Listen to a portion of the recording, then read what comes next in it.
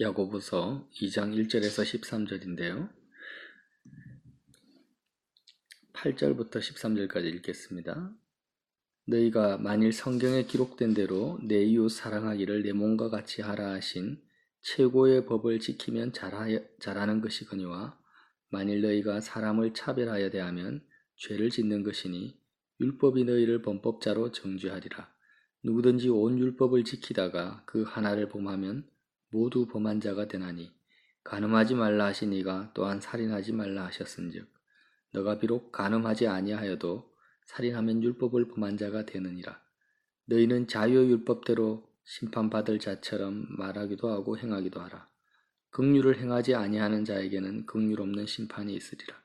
긍휼은 심판을 이기고 자랑하느니라. 아멘.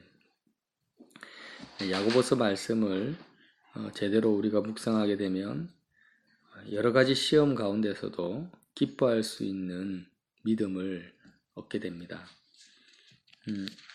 가장 근본적인 시험이 뭐냐면 이 세상이 마치 영원한 것처럼 사는 것입니다. 그래서 부한 자는 자기의 낮아짐을 자랑하고 낮은 형제는 자기의 높음을 자랑하라. 모든 것이 풀의 꽃과 같이 다 사라져간다.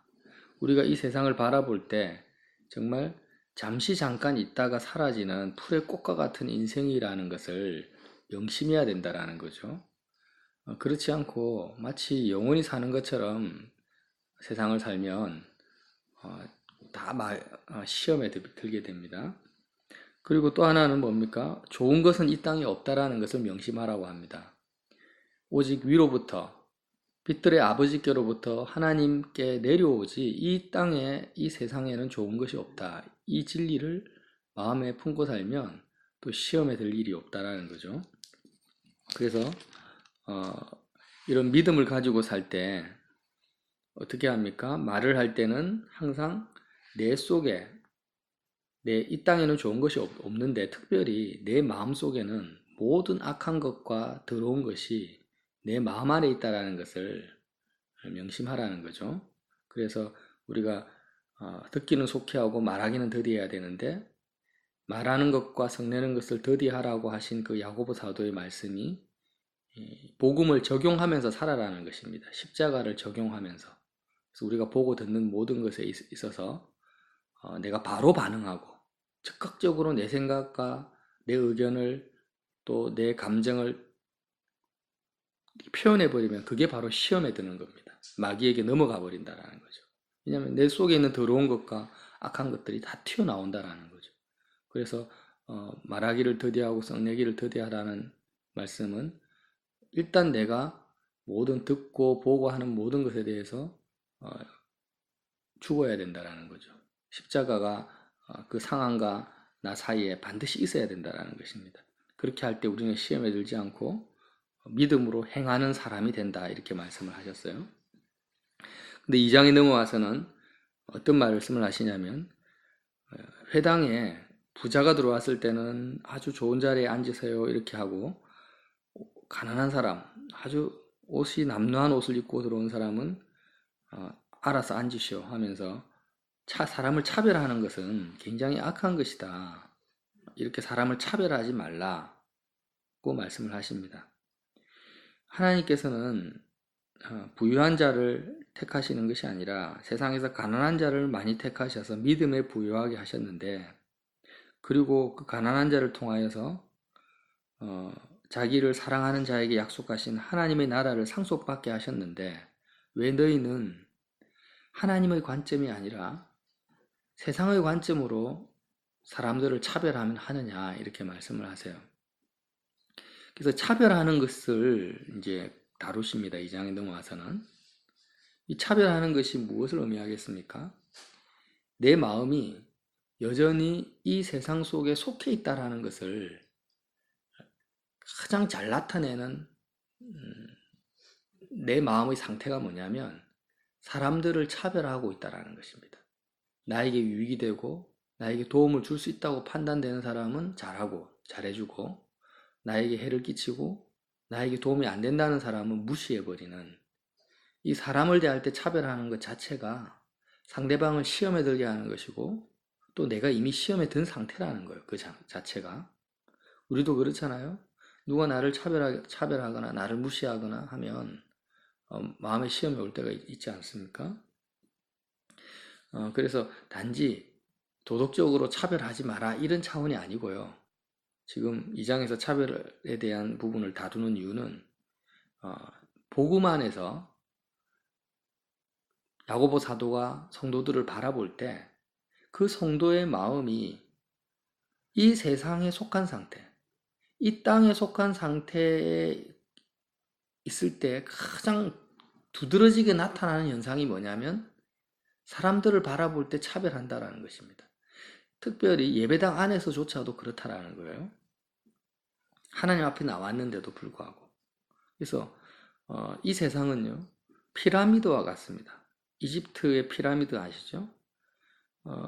사람들은 끊임없이 피라미드의 꼭대기에 올라가고자 아기다툼을 하고 있습니다. 왜 그럴까요? 차별당하지 않으려고. 오히려 자기 자신을 가장 사람들로부터 존경과 영광과 칭찬을 얻기 위해서, 군림하기 위해서 서로 경쟁하고 싸우면서 가장 피라미드 꼭대기에 올라가려고 합니다. 세상의 구조는 뭐냐? 이 땅의 구조는 피라미드 구조라는 거죠. 실제로 그래요. 지금도 마찬가지죠. 민주주의 사회에서도 돈 있는 자와 돈 없는 자, 또 가진 자와 못 가진 자의 그 차별이 엄연히 존재하고 있지 않습니까? 이 틀을 벗어날 수가 없습니다. 근데 놀랍게도 십자가의 그 복음이 공로가 우리를 이 피라미드 구조에 갇혀 있는 우리의 삶에서 이 삶에서 벗어날 수 있도록 한다라는 우리의 마음이 낮은 곳에서 높은 곳으로 올라가고자 아기다툼하는 것이 아니라 이 세상에 대해서 내 마음이 빠져나오고 죽어버리고 이제는 하늘 보좌에 계신 하늘로 올라가 버린다라는 거예요. 우리의 마음이. 그래서 세상에서 빠져나와서 하나님의 그 보좌 우편에 계신 예수 그리스도 안으로 내 마음이 들어가 버리게 되면 그게 복음인데 그 복음 안에 있으면 어떻게 됩니까? 피라미드 구조 속에 내 마음이 갇혀 있지 않기 때문에 사람들을 볼 때 가난한 사람, 부유한 사람, 뭐 가진 사람, 못 가진 사람, 배운 사람, 못 배운 사람 이런 식으로 사람을 보지 않게 되고 한 가지 관점으로 본다고 지금 야고보 사도가 말합니다. 어떤 관점입니까? 하나님이 택하신 사람과 하나님의 택함을 받지 못한 사람. 이 관점이라는 거예요.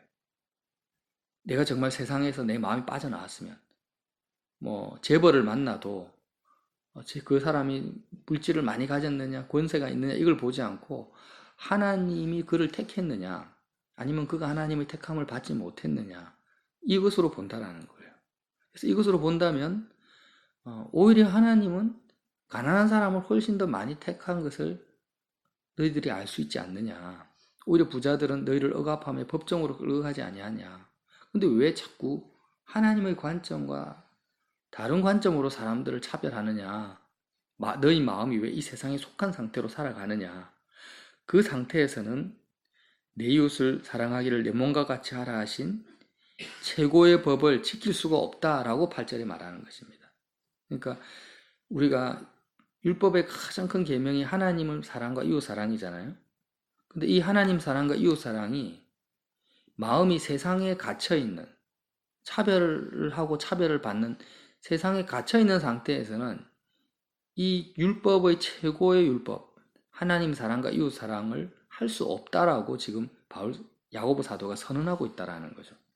그래서 9절에 너희가 사람을 차별하여 대하면 죄를 짓는 것이니 율법이 너희를 범법자로 정죄하리라. 누구든지 온 율법을 지키다가 그 하나를 범하면 모두 범한 자가 된다라는 것입니다. 자, 우리의 마음이 세상의 틀 안에 갇혀 있는 것과 율법을 온전히 지키지 못하는 것이 이게 비교된다라는 것입니다. 비교하고 계신다라는 거예요. 그러니까 자, 살인하지 말라는 이 율법을 지켰다 할지라도 간음하면은 그거는 하나님께 도달할 수가 없고 하나님의 심판 안에 처해질 수밖에 없잖아요. 그러니까 율법이 300가지, 600가지 율법이 있는데 이 율법 중에 한 개라도 못 지키면 어떻게 됩니까? 하나님의 심판에서 벗어날 수가 없습니다. 그래서 자유의 율법대로 너희는 자유의 율법대로 심판받을 자처럼 말도 하고 행하기도 하라. 12절에 말씀하고 있죠. 자유의 율법대로 심판받을 자가 어떤 자냐? 마음이 피라미드 구조와 같은 이 세상에 속한 자는 자유율법이 아닙니다. 내가 내 의지를 가지고 모든 300가지 율법을 다 지켜야만이 심판에서 벗어날 수가 있는 그런 자라는 거예요. 세상 가운데 갇혀 있는 사람. 어떤 사람요? 사람들을 차별하고 차별받는 상황에 마음이 빠져 있는 사람이 어떤 사람입니까? 300가지 율법을 다 지켜야지 하나님께 도달할 수 있는 이 피라미드 구조 속에 있다라는 겁니다. 이해가 되시죠? 그래서 이 모세 율법, 복음 말고 모세 율법으로 율법을 행함으로 의롭다함을 얻고자 하는 사람은 어떤 사람이냐? 모든 율법을 다 지켜야 되는 그런 저주받은 율법의 저주 속에 있는 사람이라는 것입니다. 야고보서가 말하고 있는 이 전체적인 맥락이요. 믿음이 아니라 행함으로 의롭다함을 받는다. 믿음뿐만이 아니라 이 말이 율법을 다 지켜서 의롭다함을 받는다라는 말이 절대 아니라는 거예요. 자유율법대로 심판받을 자처럼 말해라. 그리고 1절에는 뭐랍니까? 자유롭게 하는 온전한 율법을 들여다보고 있는 자는 행하는 자다. 이렇게 말씀을 하시는 거예요. 자유율법이나 자유롭게 하는 온전한 율법을 행하는 자는 어떤 자냐? 마음이 세상에 갇혀 있는 사람이 아니라 세상에 대해서 벗어난 사람이고 그 사람의 시각은 사람들이 보는 시각과는 전혀 다른 시각을 가지고 있습니다. 이 말이 무슨 말입니까? 세상에 대해서는 그리스도와 함께 이미 죽은 자라는 거예요. 세상에서 그 마음이 빠져나온 사람이라는 거죠. 그리고 예수 그리스도 안에 거하는 사람. 하늘 보좌 우편에 앉아 계신 우리 주님 안에 거한 마음이 거기에 있는 사람은 모든 율법을 다 지키려고 애를 쓰면서 막 노력하다가 한 개 율법을 못 지키면은 하나님의 심판과 저주를 받는 사람이 아니라 자유율법이라는 것은 이미 모든 율법에서 자유됐다. 세상에 대해서 죽어버리고 율법에서 자유해버린다는 거죠. 왜? 예수님 안에 있으니까. 그 사람은 하나님의 긍휼 안에 있는 사람. 그래서 13절에 긍휼을 행하지 아니하는 자에게는 긍휼이 없는 심판이 있으리라. 긍휼은 심판을 이기고 자랑하느니라. 이 긍휼은 하나님의 긍휼인데요. 우리는 지금 어떻게 보면은요, 복음은요, 율법을 제대로 가르쳐주지 않습니다. 이방인들에게 처음 초대교회에 복음이 전거됐을 때 유대인처럼 율법을 이방인들은 잘 몰라요, 사실. 단지 안 것은 뭘 알았겠습니까, 처음에? 예수님이 그리스도시고 메시아 하나님의 아들이고 내가 그분과 함께 십자가에서 죽었다. 그리고 그분의 부활은 나의 부활이다. 그리고 나는 하나님의 자녀가 되었다. 죄사함을 얻었다. 성령 받는 것. 이 간단한 아주 단순한 복음만을 그들은 알았지 모든 율법 하나하나를 다 안 것이 아닙니다. 그런데 어떻게 그들이 율법의 저주에서 정죄에서 벗어날 수 있었겠습니까? 하나님의 긍휼 안으로 들어왔겠다라는 거예요.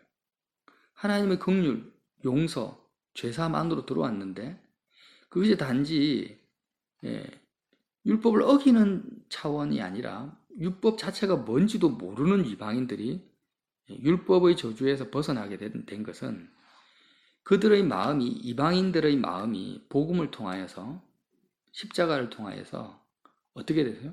피라미드 구조 속에 있는 이 사람들을 차별하는 또 자기 자신이 막 차별받는 것 때문에 힘들어하는 노예로 태어난 사람은 얼마나 힘들겠습니까?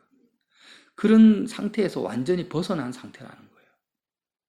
그러니까 이 복음이 너무나 놀라운 거죠. 이렇게 세상에 대해서 내 마음이 벗어나게 되면 이제는 하나님의 그 말씀, 하나님의 뜻이 내 속에서 바로 역사한다. 이전에는 내가 있고 율법이 있고 하나님이 있습니다. 내가 있고 하나님이 있으면 그 사이에 율법이 있었어요. 그리고 율법 하나하나를 다 지켜서 이제 완전히 300가지를 다 지켜야지, 완벽하게 지켜야지 하나님의 뜻을 알게 되고 하나님의 그 마음을 느끼게 됩니다. 하나님과의 접촉이 가능하다라는 거예요. 이건 불가능한 일이죠. 그런데 하나님의 긍휼로 말미암아서 십자가가 이제는 내 마음속에 들어오게 된다. 예수님이 내 마음속으로 들어와 버립니다. 십자가가 내 마음속에 들어와서 내 속에 있는 정과 욕심을, 율법을 어기게 하는, 율법을 거스리는 모든 나의 악한 것과 더러운 것을, 십자가가 내 마음에 있는 것들을 다 죽여버립니다. 그러니까 어떻게 됩니까? 하나님이 내 마음속으로 바로 들어오시게 되는 거죠. 정과 욕심이 다 죽어버리니까, 십자가를 통해서. 그렇게 되니까 나는 이제는 하늘에 계신 아버지와 연합하게 되고, 그 연합된 상태에서는 내가 말하고 생각하고 하는, 행동하는 모든 것이 하나님의 뜻이요, 하나님의 마음이요, 하나님의 생각이 될 수 있다라는 거예요. 이것이 바로 자유의 율법이라는 겁니다. 이것이 자유롭게 하는 온전한 율법이라는 거예요. 내가 막 애를 써서 도달하는 게 아니라 이게 믿음이라는 거죠. 이렇게 살아가는 사람이 바로 긍휼을 행하는 사람이다. 긍휼 안에 있는 사람이다. 긍휼은 심판을 이기고 자랑한다는 말씀을 13절에 하고 있습니다. 그래서 전체적으로 야고보서 말씀이 참 너무나 복음을 말하고 있고, 십자가의 죽음과 부활을 전제로 깔고 정말 너희가 12지파에 속한 자라면 어떻게 하겠다라는 거예요? 사람들을 볼 때 보는 관점 자체가 완전히 바뀌어버린다. 그래서 오늘도 우리가 하루를 살아갈 때 나 자신의 형편과 처지를 생각하면서 할 때도요, 내가 지금 직업이 어떻다, 수익이 어떻다, 내 자녀가 어떻다, 이런 이 땅에서의 나의 형편과 처지를 생각하면서 나에 대해서 우쭐해하거나 아니면 나에 대해서 낙심하거나 하는 모든 것이 다 시험에 든 상태라는 것입니다. 그리고 내가 만나는 사람들 있잖아요. 나에게 잘해주는 사람이든 나에게 악하게 대하는 사람이든 그 사람의 외모와 은행 심사를 보면서 그 사람에 대해서 내가 반항하거나 차별하는 모든 것을 이미 시험에 든 상태라는 거예요. 왜 그렇습니까? 마음이 세상 안에 거하고 있고 세상의 틀 속에 갇혀 있는 상태라는 거예요. 그 상태가 이미 마귀의 시험에 올무에 걸려 있는 상태니까 거기서 벗어나라. 거기서 빠져나와라. 그 안에 계속 머무르는 것은 마치 뭐와 같냐면 롯이 심판받을 소돔과 고모라 성 안에 머물러 있는 것과 같다라는 것입니다. 그래서 소돔과 고모라에서 빠져나와야 되잖아요. 도망쳐 나와야 되잖아요. 그렇게 나오라는 것입니다. 그래서 하나님의 긍휼을 입으라는 거죠. 심판을 받지 말고. 긍휼은 심판을 이기고 자랑하니까 어떻게 빠져나옵니까? 역시 십자가밖에 없는 거죠. 내 마음이 매 순간 주님이 열어놓으신 그 십자가의 길을 통하여서 내 마음이 세상에서 빠져나올 수가 있습니다. 빠져나온다라는 것은 죽는 것밖에 없어요. 도피성에 들어갔을 때 구약에 도피성이 있죠. 대제사장이 죽어야만이 나올 수가 있잖아요. 그 성에서 나올 수가 있잖아요. 그것처럼 예수님이 나를 위해서 죽으셨고 주님의 죽음이 나의 죽음이다라는 이 사실을 그 어떤 것보다도 먼저 내가 마음으로 붙들 때 나는 세상에 대해서 빠져나오게 되고 나의 모든 은행 심사는 하나님의 뜻과 하나님의 생각과 일치된 생각이 됩니다. 자유롭게 하는 율법을 행하는 자가 된다는 것입니다. 그래서 이러한 말씀을 소중히 붙드시고 오늘도 시험을 이기는, 심판을 이기는 저와 여러분 되시기를 예수님 이름으로 빌어드립니다.